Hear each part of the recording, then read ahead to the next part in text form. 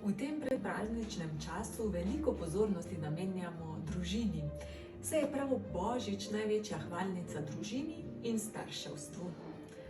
In čeprav se je od Jezusovih časov veliko spremenilo, pa ravno v družini najdemo še vedno največ zavetja, varnosti in ljubezni. Ravno zato je nujno, da družine ne zanemarjamo in da še naprej negujemo tradicijo družinskih vezi, ki je velik del naše identitete tudi na Koroškem. Vendar pa živimo v visokostorilnostni družbi in tako pač ne moremo pričakovati, da se bodo ženske odpovedale vsem poklicnim ambicijam. Ravno zato se odločno zavzemam za ukrepe za lažje združevanje poklicnega in družinskega življenja.